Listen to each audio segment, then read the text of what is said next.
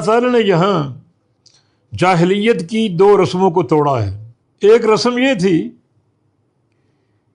کہ کوئی شخص اپنی بیوی سے زہار کر لیتا۔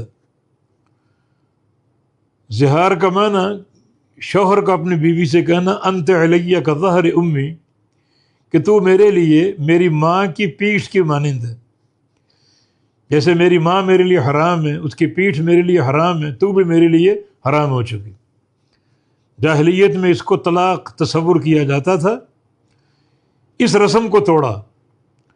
دوسرا، منہ بولا بیٹا، کسی کو بیٹا بنا لیا، کوئی پسند آ گیا، کوئی خوبصورت بچہ، کوئی نجیب ہوشیار نشید بچہ، کوئی ایماندار بچہ، اس کی کسی خصلت کی بنا پر اس کو اپنا بیٹا بنا لیا۔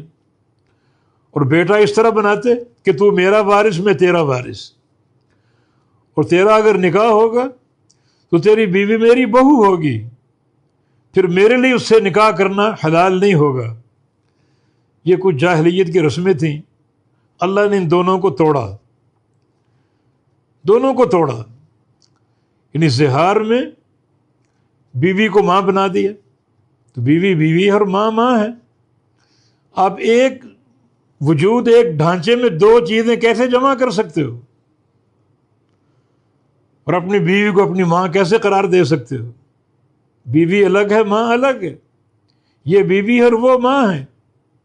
تم بیوی کو ماں قرار دے دو تو ایک ڈھانچے میں دو چیزیں جمع کر دی۔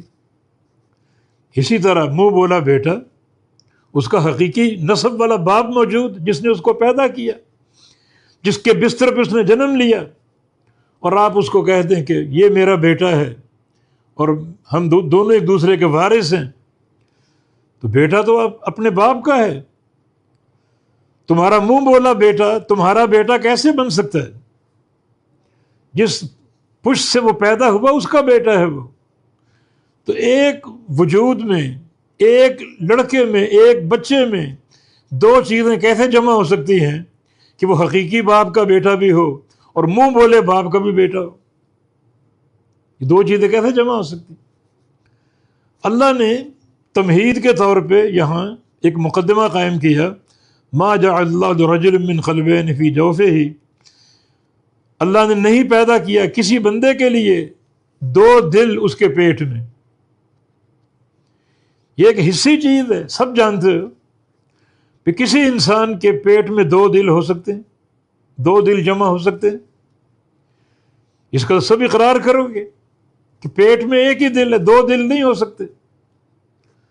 اب بعض کفار منافقین اللہ کے نبی کا مذاق اڑایا کرتے تھے کہ لگتا ہے ان کے اندر دو دل ہیں، کبھی کسی طرف کبھی کسی طرف، کبھی کوئی بات کبھی کوئی بات۔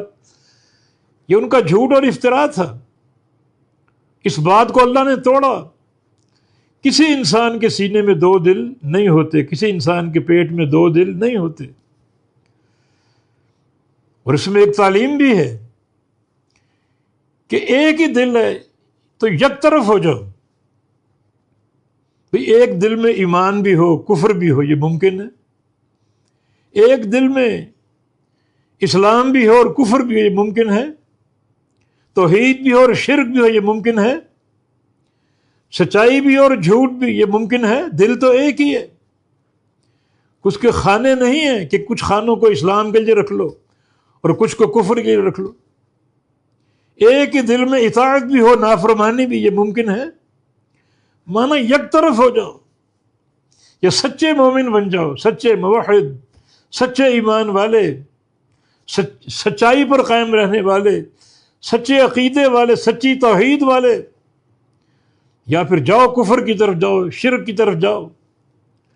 جب سینے میں ایک ہی دل ہے تو ایک دل کو حق پر قائم کر لو، حق پر ثابت کر لو۔ یہ دوئی ہے، دو چیزیں ایک پیٹ میں کیسے جمع ہو سکتی؟ ایک بندہ ایمان کا بھی دعویٰ کرے اور اس کے دل میں خصائل کفر سے محبت ہو، یہ کیسے جمع ہو سکتی؟